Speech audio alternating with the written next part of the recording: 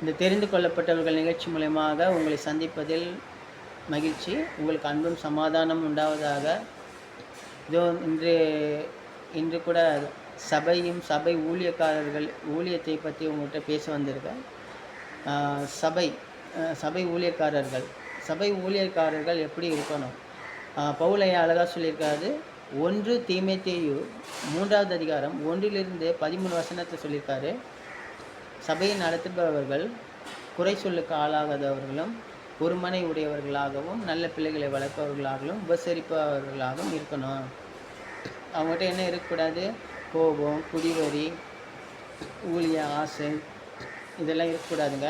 அவங்க தன்னடக்கமும் கட்டுப்பாடும் நேர்மையாக இருக்கணும் அப்படின்னு சொல்லியிருக்கீங்க. அதுவே தீத்துலையும் 1வது அதிகாரம் 5 முதல் 9 வரைக்கும் படிச்சிங்கன்னா அதே மாதிரி இருக்குங்க.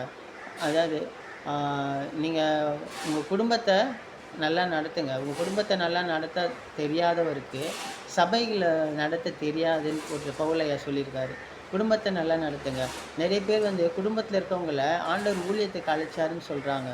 அந்த ஊழியத்துக்கு அழைக்கிறாங்க, ஓகேங்க, நீங்கள் பண்ணுங்கள், சந்தோஷம்தான். ஆனால் நீங்கள் குடும்பத்தை விட்டுட்டு வராதீங்க. ஒன்று குடும்பத்தோடு சேர்ந்து பண்ணுங்கள். அப்படி இல்லைன்னா நீங்கள் வேலைக்கு போயிட்டு ஒரு பார்ட் டைமாக பண்ணுங்கள். கணவன் மனைவி 2 பேரும் பேசி ஒரு முடிவு எடுங்க.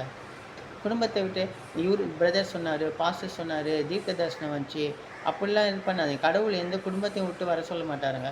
நீங்கள் அப்படி வரதா இருந்தால் கல்யாணம் ஆகாமல் பெற்ற தாய் தந்தையை விட்டுட்டு சகோதரர்களை விட்டுட்டு அப்படி தான் வரணுமே தவிர நீங்கள் குடும்பத்தை விட்டுட்டுலாம் வராதீங்க.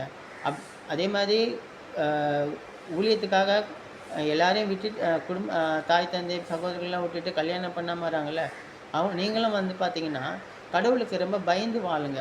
இந்த குடி, போதை இதுக்கெல்லாம் இடம் கொடுக்காதீங்க. நாங்களும் மனுஷன், இச்சை இதுக்கெல்லாம் இடம் கொடுக்காது. நாங்களும் மனுஷன்தான், எங்களுக்கும் அந்த இது இருக்கும் அப்படி சொல்லாதீங்க. ஏன்னா ஒரு வாத்தியார் கரெக்டாக போனால் தான் பின்னாடி வர ஸ்டூடெண்ட்டு கரெக்டாக வருவாங்க. ஒரு வாத்தியார் தாங்க 1000 ஸ்டூடெண்ட்டுக்கிட்ட வருவாங்க இல்லைங்களா? அப்போது அந்த ஒரு வாத்தியாரை அப்போ தெரியாது. அதுக்கப்புறம் அவங்க படித்து கிடிச்சு வரும்போது சொல்லுவாங்க, எங்கள் வாத்தியார் மாதிரி கிடையாது, அவர் இப்படி ஒழுக்கமானவர் அப்படி இப்படின்னு சொல்லுவாங்க.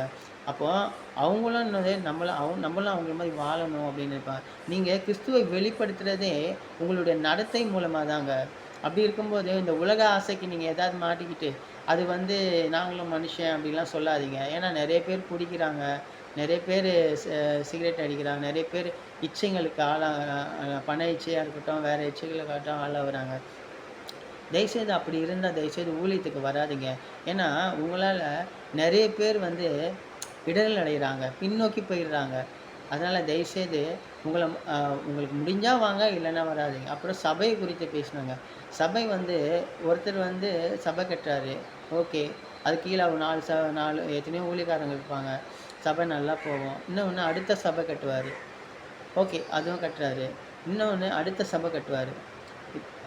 இந்த மாதிரி 3-4 சபை கட்டிக்கிட்டே போவார். இப்போ நீங்கள் சபையை கட்டுறீங்க, உங்களுக்கு ஒரு சபை போதுங்க. உங்களுக்கு கீழே இருக்க நேர்மையான ஊழியக்காரங்கள் நிறைய பேர் இருப்பாங்க. அந்த ஊழியக்காரங்களுக்கு நீங்கள் அவங்களுக்கு அந்த ஒரு சபையை கொடுத்துருங்க. நீங்கள் ஒவ்வொரு சபையாக அந்த மாதிரி ஊழியக்காரன் கொடுத்தீங்கன்னா உங்களை ஆண்டவர் கைவிடுவார்னு நினச்சிக்காதீங்க. அவர் கைவிடவே மாட்டார். அவர் இன்னும் உங்களை உயர்த்துவார். நீங்கள் அந்த மாதிரி பண்ணும்போது அந்த சபைக்கு போகிறவங்க அவங்களுக்கு கீழே இருக்க ஊழியக்காரங்களுக்கு அந்த சபையை கொடுப்பாங்க. நீங்கள் இந்த மாதிரி கொடுக்காம எல்லா சபைக்கும் நான் தான் ஹெட்டு, நான் தான் தலைமை, இத்தனை சபையை நான் கட்டிக்கிறேன், இத்தனை ஆத்மாக்களை இது பண்ணிக்கிறேன்னா உங்களால் மட்டும் முடியாதுங்க. உங்களுக்கு கீழே இருக்கிறவங்களும் வீடு வீடாக சந்தித்து அங்கங்கே அலைஞ்சி 4 பேர்கிட்ட பேசி இப்படி எல்லாரும் சேர்ந்து பண்ணுறது தான் அது. அப்போது நீங்கள் இன்னொரு சபை கட்டினீங்கன்னா உங்கள் கூட இருக்க ஊழியக்காரங்களுக்கு கொடுத்துருங்க. அதுவும் எதுன்னு சொல்லாதீங்க. இப்போ நீங்கள் சப்போஸ் இப்படியே பண்ணிகிட்டு இருந்தீங்க, உங்கள் கூட இருக்க ஊழியக்காரர் ஒரு சபை தொடங்குவார். அவர் சபை கட்டினப்போ அங்கே உங்கள் சபைக்கு வரவங்க நிறைய பேர், பிரதர் நீங்கள் எங்கே இருக்கீங்க காலைல, இல்லை நான் ஒரு சபை ஆரம்பிச்சிட்டேன்னு சொல்லுவாங்க. அப்போ அவங்க சொல்லுவார், அப்போ நாங்கள் அங்கே தான் இருக்கோம், எங்களுக்கு அது கிட்ட தான், நாங்கள் அந்த சபைக்கு வந்துடுறோன்னுவாங்க. நீங்கள் ஒரு நாள் கேள்விப்படுவீங்க. அப்போ இந்த மாதிரி ஒருத்தர் கூட அந்த சபை கட்டி இங்கே இருக்கிற ஆத்மாக்களை திருடிட்டு போயிட்டாரு, சபையை பிரிக்கிறாரு, உடைக்கிறாருன்னு சொல்லுவீங்க. அதனால் தயவுசெய்து நீங்கள் இன்னொரு சபை கட்டுறீங்களா, உங்களுக்கு ஒரு சபை போதும். உங்கள் கீழே இருக்கிற ஊழியக்காரங்களுக்கு கொடுத்துருங்க. இதை ஒரு சகோதரனாக உங்களுக்கு சொல்கிறாங்க.